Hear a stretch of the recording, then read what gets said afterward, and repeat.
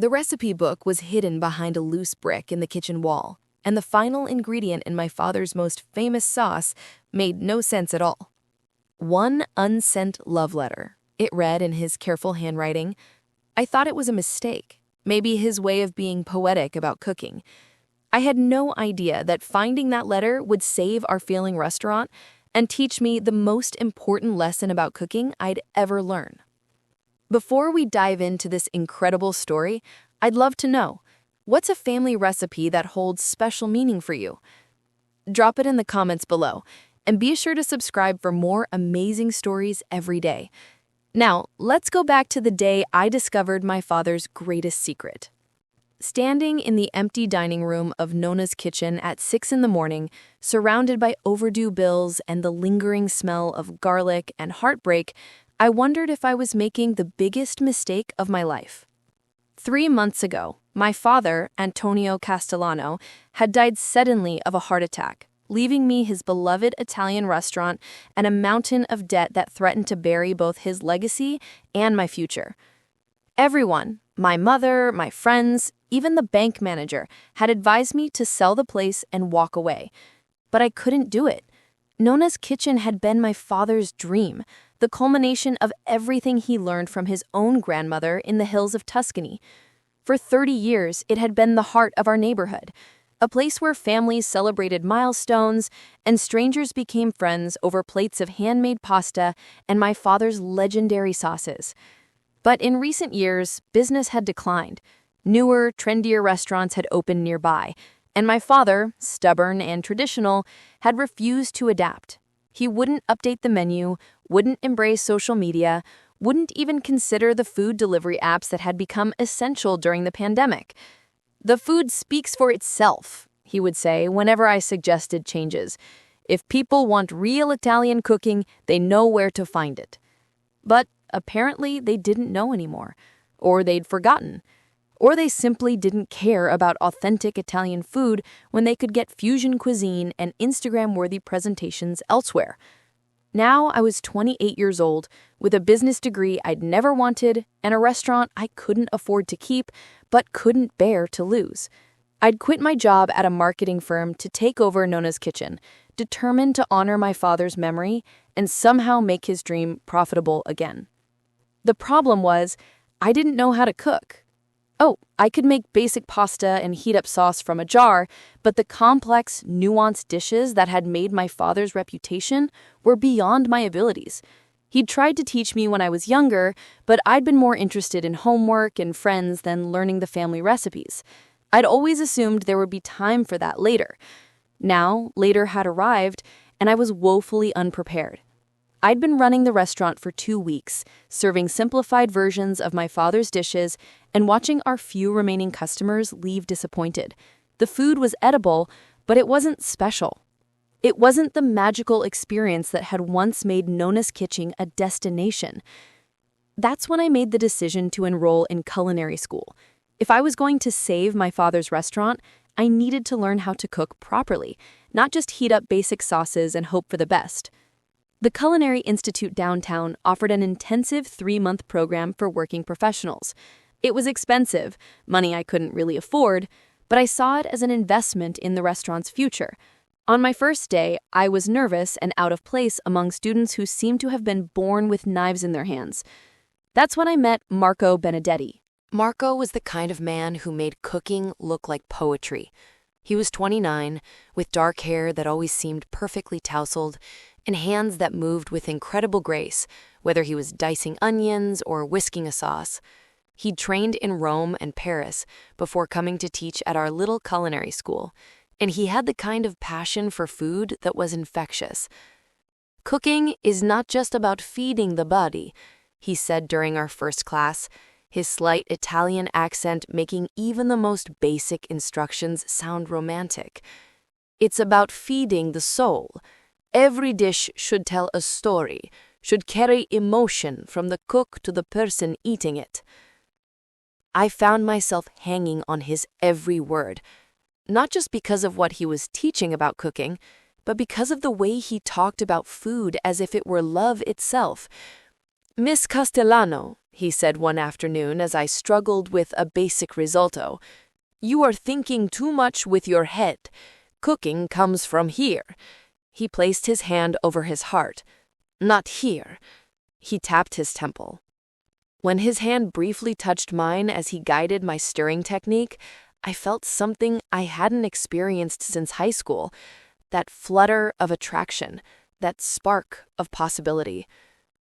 Over the weeks, Marco and I developed what I told myself was just a friendship. We would stay after class to practice techniques, and our conversations would drift from cooking to life, dreams, and the weight of family expectations. "My family has been in the restaurant business for 4 generations," he told me one evening as we cleaned up the kitchen. "Sometimes I feel like I'm not living my own life, but the life that was chosen for me before I was born." I know exactly what you mean. I never wanted to run a restaurant, but here I am, trying to save my father's legacy. "And are you succeeding?" "I don't know yet. I'm learning to cook, but I feel like I'm missing something. My father's food was special, and I can't figure out what made it that way." Marco studied my face in the dim kitchen light. "Maybe it wasn't technique. Maybe it was something else entirely." As the weeks passed, I found myself thinking about Marco constantly. I would lie awake at night replaying our conversations, analyzing every smile, every casual touch, every moment when our eyes met across the kitchen. I started writing letters to him, long, rambling letters that I poured my heart into, describing how he made me feel, how his passion for cooking had reignited something in me that I didn't even know was missing. "Dear Marco, I know this is crazy, and I know you probably think of me as just another student, but I can't stop thinking about the way you talk about food like it's love made tangible. When you cook, you transform ordinary ingredients into something magical, and when you look at me, I feel like maybe I could be magical too." I wrote dozens of these letters, each one more honest and vulnerable than the last. I wrote about how his laugh made my day brighter, how his encouragement in the kitchen gave me confidence I'd never had before, how I was falling for him, even though I knew it was probably hopeless. But I never sent any of them. Every time I finished a letter, I would read over and lose my nerve. What if he didn't feel the same way? What if I was misreading his kindness for something more? What if giving him the letter ruined the easy friendship we'd developed? So the letters stayed in a drawer in my apartment, a collection of unsent feelings that grew larger each week. The last week of culinary school arrived faster than I had expected. Marco announced that he would be returning to Italy to open his own restaurant in his hometown. That night, I sat in my apartment with the latest letter I'd written to him, a letter that confessed everything, my feelings, my fears, my hope that maybe he felt something for me too. I held the letter in my hands for hours, reading it over and over, working up the courage to give it to him before he left. But morning came, and I still hadn't moved from my chair. By the time I got to the school, Marco was already gone. The secretary told me he'd left early to catch his flight to Rome. I stood in the empty kitchen where we'd spent so many hours together, holding my unsent letter and feeling like I'd just let the opportunity slip away. I drove back to Nona's kitchen that day with a new understanding of regret, of the way unexpressed emotions could sit in your chest like a stone, heavy and aching and impossible to ignore. I had failed the love test, but I couldn't fail the kitchen one. My cooking have improved, of course, but I kept wondering what was my father's recipes. Besides that, I was so heartbroken that I was desperate for something familiar, a food that would embrace and comfort me. I needed my father's pasta, the one he used to say could cure any ache one had. So I decided to search my father's office more thoroughly, hoping to find written recipes or notes that might help me recreate his signature dishes. I'd already gone through his desk and filing cabinets, but I knew my father was old-fashioned about some things. If he had secret recipes, they might be hidden somewhere unexpected. I was running my hands along the kitchen walls, looking for loose tiles or hidden compartments, when I felt one of the bricks near the stove shift slightly.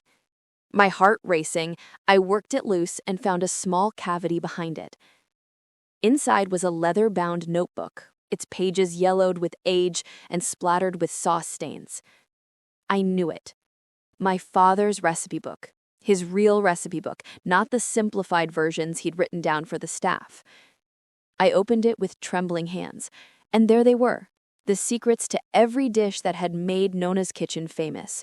His grandmother's ragu that simmered for 8 hours, the ossobuco that melted off the bone, the tiramisu that had made grown men weep with joy. But it was the recipe on the last page that stopped me cold. Sugo dell'amore, love sauce. It was the signature dish that had put Nona's kitchen on the map. A simple tomato sauce that somehow tasted like pure magic.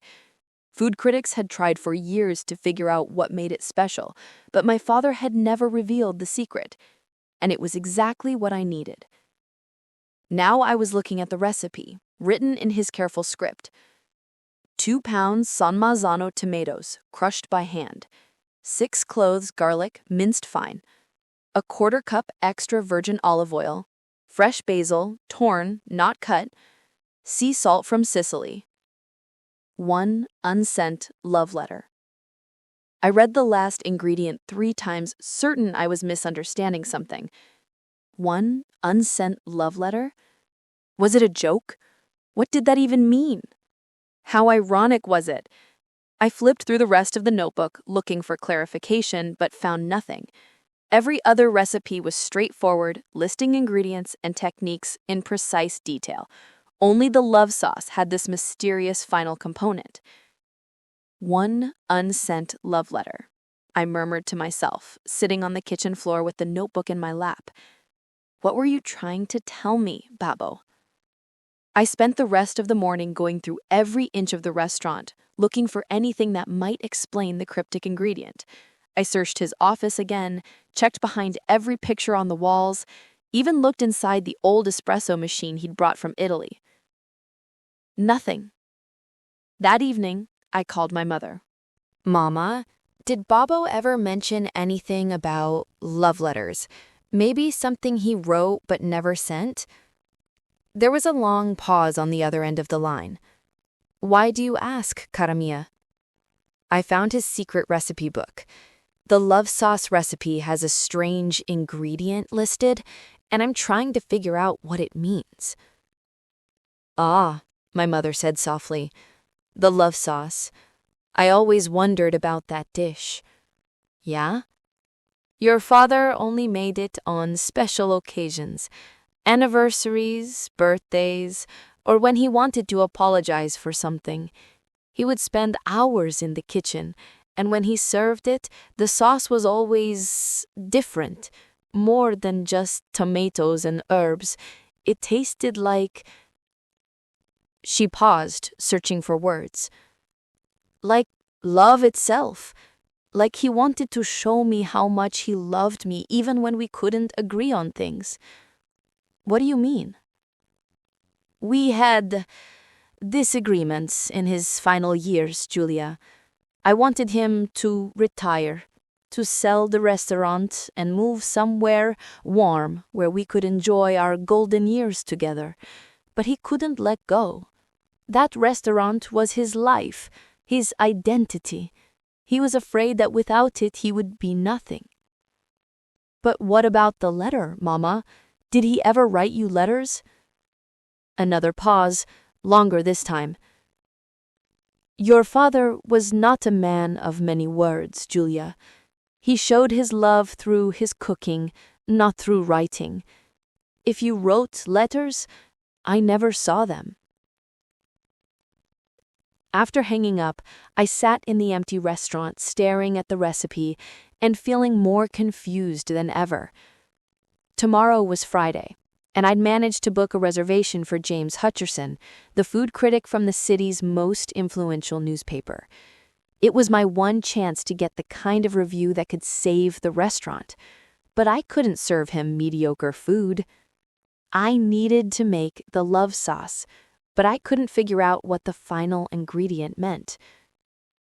That night, I went to my father's house, the small apartment above a bakery where he'd lived alone since my mother had moved to Florida after her retirement. I'd been avoiding the place since his death, unable to face the memories it contained, but I was desperate. The apartment was exactly as he'd left it, neat, sparse, filled with the smell of old books and espresso. I went through every drawer, every closet, every box of papers. I found old photographs, immigration documents, letters from relatives in Italy, but nothing that looked like an unsent love letter. I was about to give up when I noticed something odd about the framed photograph on his nightstand. It was a picture of our family from my high school graduation, my parents and me all smiling in front of the restaurant. But the frame seemed thicker than it should have been, and when I looked closer, I could see that the back panel was slightly loose. With trembling fingers, I carefully removed the backing and found a folded piece of paper tucked behind the photograph. It was a letter, written in my father's handwriting on cream-colored stationery. The paper was soft with age, as if it had been handled many times over the years. It read, "My dearest Martina," and I realized it was addressed to my mother. I almost stopped reading, feeling like I was intruding on something private. But the recipe had led me here, and I needed to understand what my father had meant. The letter was beautiful, written in a mixture of English and Italian, full of poetry and passion that I'd never heard from my practical, hard-working father. My dearest Martina, for 35 years I have tried to find the words to tell you what you mean to me. But every time I sit down to write, the words seem too small, too ordinary for the love I carry in my heart. You are the reason I wake up each morning with joy. You are the inspiration for every dish I create, because cooking is my way of loving you when words fail me. When I am in the kitchen, preparing food for our family, for our customers, I am thinking of you, of your smile when you taste something delicious, of the way your eyes light up when you are happy. I know I am not good with romantic gestures. I know I work too much, worry too much, forget to say I love you as often as I should. But every meal I cook is a love letter to you. Every sauce I perfect is my attempt to capture the sweetness you bring to my life. The restaurant, our life together, our beautiful daughter, none of it would mean anything without you. You are the secret ingredient in everything good that has ever come from my hands. I know you think I love this restaurant more than I love you, but you are wrong, cara mia. I love you more than life itself. The restaurant is just my way of providing for you, of showing the world that I am worthy of your love. I am afraid that if I stop cooking, if I stop working, I will have nothing left to offer you. I write this letter every year on our anniversary, trying to find new ways to express what never changes, that you are my heart, my inspiration, my reason for everything. But I never give you these letters because I am afraid my clumsy words cannot match the depth of my feelings. Instead, I cook for you. I pour all my love into the food I make, hoping you can taste what I cannot say. Ti amo per sempre. Antonio. I sat on my father's bed, tears streaming down my face as I read the letter again. This was it, the unsent love letter. But it wasn't just one letter. The worn paper and faded ink suggested he'd written versions of this same letter many times over the years, always too shy or uncertain to actually give them to my mother. The letter was even more poignant now that I understood the context. It wasn't just a love letter, it was an apology, a plea, an explanation of why he couldn't give up the restaurant even though he knew it was hurting their marriage. But how was this an ingredient in a sauce? I thought about what my mother had said, that the love sauce tasted different when my father made it, that it somehow tasted like love itself. I thought about the letter, about the passion and devotion it contained, about the way my father had channeled all his emotions into his cooking. And suddenly, I understood. The unsent love letter wasn't a physical ingredient to be added to the sauce. It was the emotional ingredient. The love, the passion, the deep feeling that had to be present in the cook's heart while preparing the dish. My father hadn't just been following a recipe when he made the love sauce. He had been cooking with the full force of his love for my mother, infusing every stir, every seasoning, every moment of preparation with the emotions he couldn't express in words. That's why the sauce had been so special. That's why other chefs couldn't replicate it. They were looking for a secret spice or technique, but the real secret was that my father cooked with his heart wide open, pouring his deepest feelings into every dish. The next evening, James Hutchison arrived at Nana's kitchen at exactly 7 o'clock. He was a thin, serious man in his 50s, with the kind of refined palate that could make or break a restaurant with a single review. I seated him at the best table and brought him a glass of our finest Chianti while I prepared for the most important cooking session of my life. In the kitchen, I laid out all the ingredients for the love sauce, but before I began, I did something I'd never done before. I closed my eyes and thought about my father, not just his recipes or his techniques, but the man himself. I thought about the way he'd hum while he cooked, the pride in his eyes when customers complimented his food, the gentle way he'd corrected my mistakes when I was learning to help in the kitchen.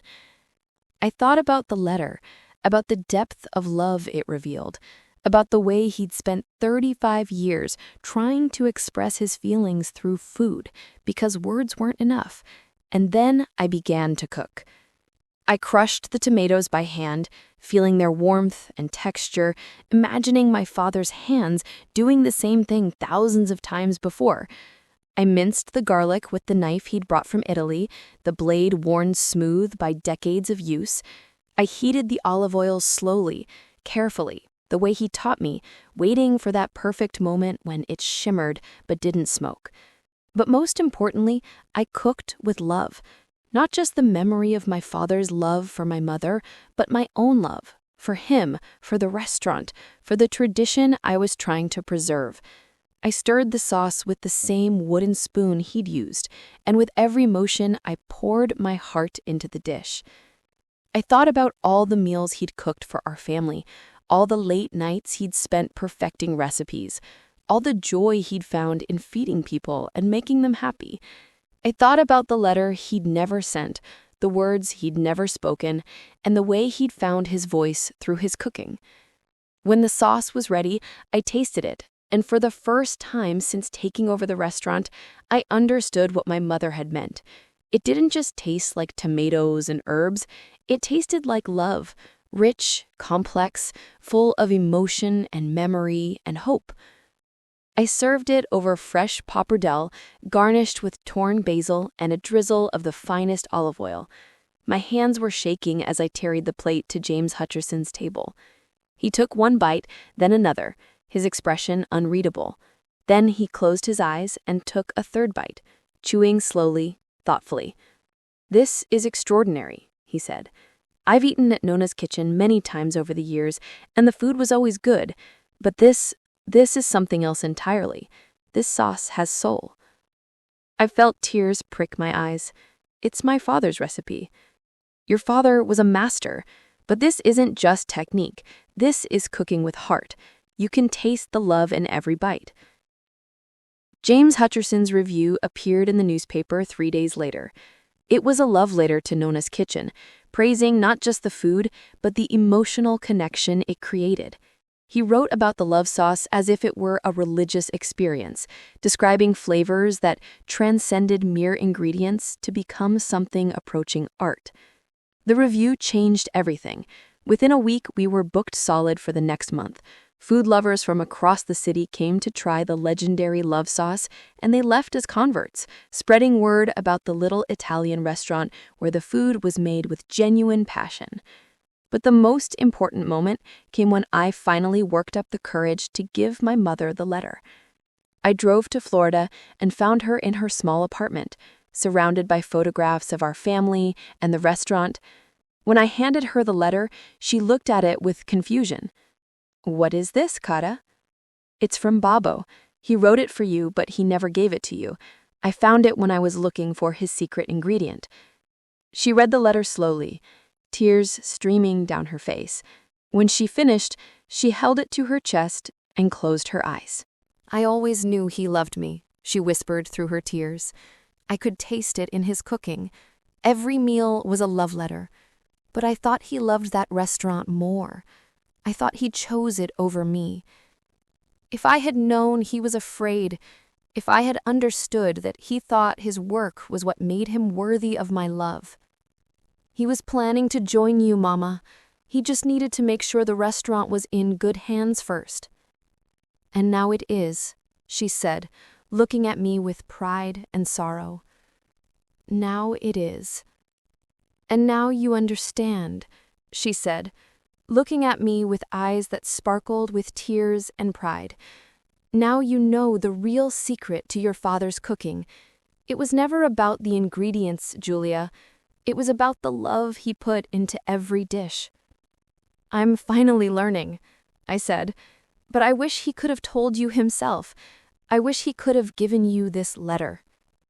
My mother smiled and folded the letter carefully. "He did give it to me, Garamia.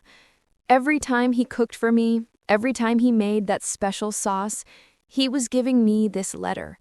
I just didn't know he'd written it down." I thought about my own drawer full of unsent letters to Marco. I understood now why my father had written these words, but never shared them. The fear of vulnerability, the terror of rejection, the way love could make you feel both brave and cowardly. But I also understood something else, that keeping love locked away, unspoken and unshared, was its own kind of tragedy.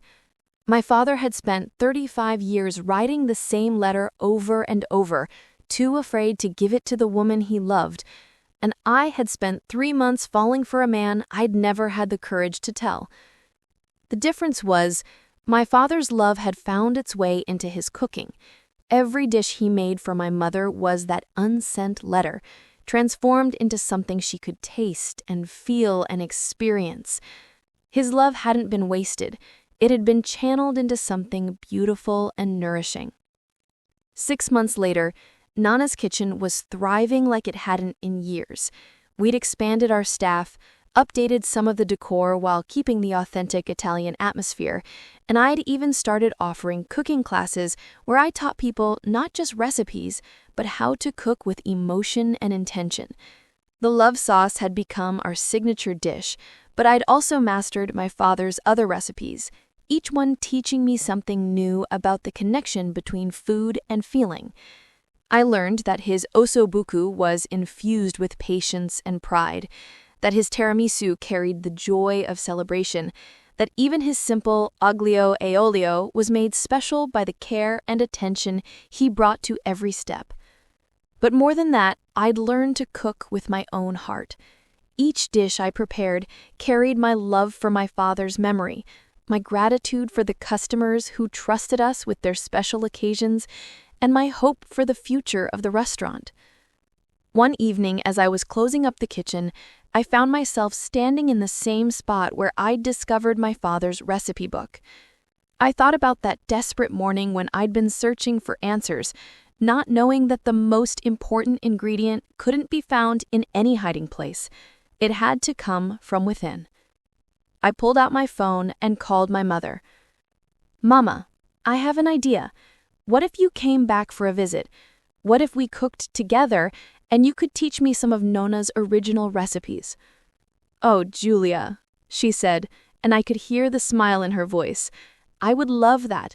Your father always said that the best recipes are the ones passed down from one generation to the next, seasoned with stories and memories. And love." I added. "Always love," she agreed. A month later, my mother stood beside me in the kitchen of Nana's kitchen, teaching me to make the gnocchi that my great-grandmother had perfected in Tuscany. Her hands, weathered but still graceful, showed me how to work the dough with just the right touch, firm enough to hold together, gentle enough to stay light. "Your father proposed to me in this kitchen," she said as we worked. "It was after closing time, and he'd made his love sauce for me. He was so nervous he could barely speak. But the food said everything he couldn't." "What did you say?" "I said yes before he even finished asking. I could taste his love in every bite. I knew that a man who could cook with such passion would love with the same intensity." As we cooked together, I realized that this was what my father had really left me, not just recipes or a restaurant, but an understanding of how food could be a language of love, a way to connect with people and nourish not just their bodies, but their souls. The evening rush was beginning, and I could hear the familiar sounds of the dining room filling up. The clink of glasses, the murmur of conversation, the laughter of families sharing meals together. These were the sounds my father had loved, the soundtrack to a life spent bringing joy to others through food. "Are you ready, Kata?" my mother asked, tying her apron around her waist. "I'm ready," I said, and I meant it. Together we began preparing the evening's specials, our hands moving in the rhythm my father had taught us both, our hearts full of the love that made every dish special. The secret ingredient wasn't hidden in a recipe book or tucked behind a photograph. It was right here, in the connection between generations, in the stories we told while we cooked, in the love we poured into every meal. As I stirred a pot of my father's love sauce, I thought about the letter that had started this journey. He'd been wrong about one thing. His words weren't clumsy or inadequate. They were beautiful, just like his cooking, just like the legacy he left behind. But he'd been right about the most important thing. Love was indeed the secret ingredient in everything good that came from our hands. And now, finally, I knew how to use it. Being present. The restaurant was full that night, every table occupied by people celebrating birthdays, anniversaries, first dates, and family reunions. As I watched them enjoy the food we'd prepared with such care, I felt my father's presence in the kitchen, his approval in every satisfied smile, his love in every perfectly seasoned dish. Nana's kitchen wasn't just surviving anymore, it was thriving, carrying forward a tradition that stretched back generations, seasoned with stories and memories and always love.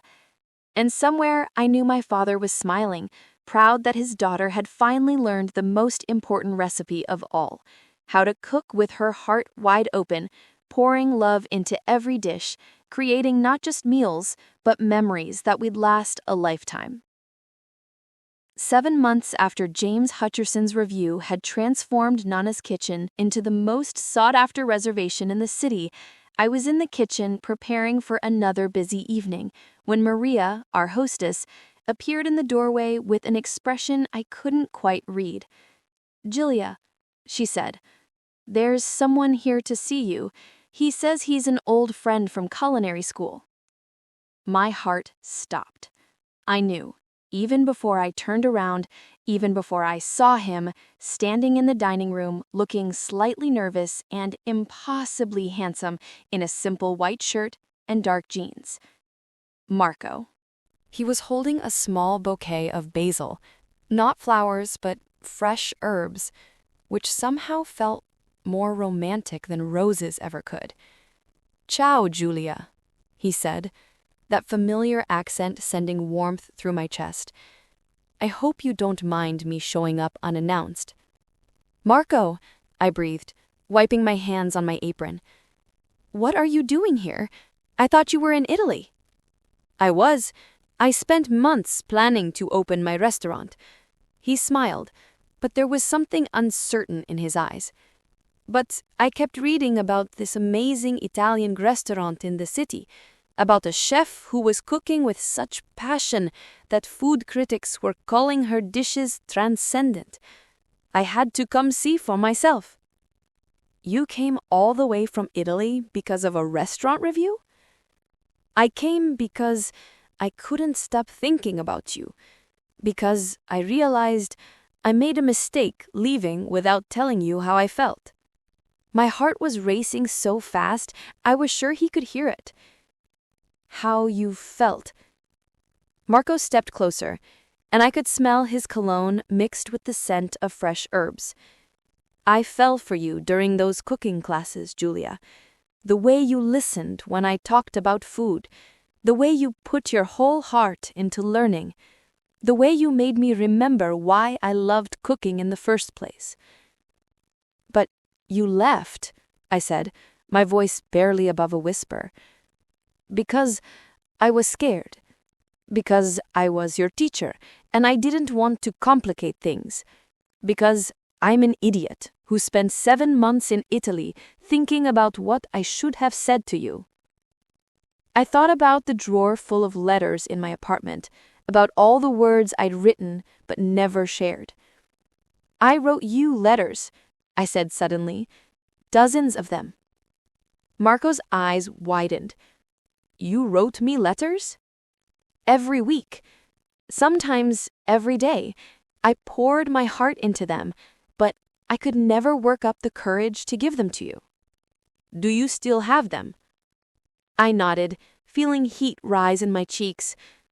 Could I read them sometime?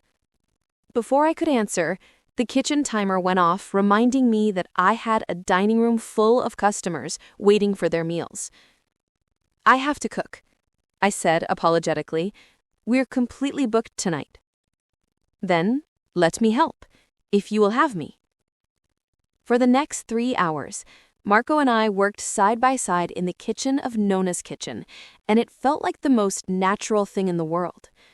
He moved through the space as if he'd been there for years, anticipating what I needed, adding his own touches to dishes while respecting my father's recipes.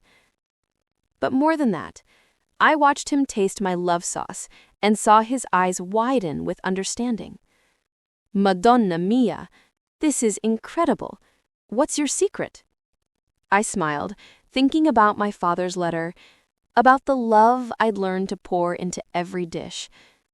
The secret ingredient is love. Real, honest, vulnerable love. When the last customer had been served and the kitchen was clean, Marco and I sat at a small table in the empty dining room, sharing a plate of pasta with my father's love sauce and a bottle of wine from the restaurant's best vintage. I need to tell you some things. First, I love the way you've honored your father's legacy while making it your own. I love that you learned to cook with your heart. I love that you wrote me letters you were too scared to send, because it means that you understand that the most important words are often the hardest to say. I blushed. I think I fell for you the first day of class, when you said cooking should tell a story. Marco reached across the table and took my hand. So, what's our story going to be? I looked around the restaurant, at the walls covered with photos of my family, at the kitchen where my father had poured his love into every dish, at the dining room where strangers became friends over shared meals. I think, I said, it's going to be a love story, the kind that gets passed down through generations, seasoned with tradition, and served with a side of courage. Marco smiled and lifted his wine glass. To love stories that finally get told. To letters that finally get delivered. I replied, clinking my glass against his. And to secret ingredients that aren't so secret anymore.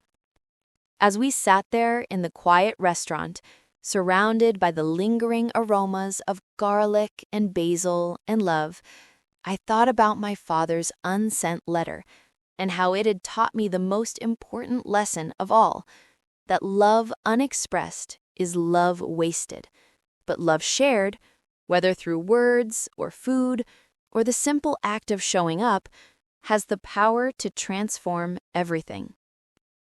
An absolutely beautiful story about family legacy, the power of love to transform ordinary ingredients into something magical, and how the most important recipes are passed down through generations, along with the stories that make them special. What's a family recipe that holds special meaning for you? Share your stories in the comments below. If this story of Julia, her father's secret ingredient, and the healing power of cooking with love touched your heart, please hit that like button and subscribe for more incredible stories about family, food, and the recipes that connect us across generations. Don't forget to click the notification bell so you never miss an upload. Thanks for watching, and we'll see you in the next one.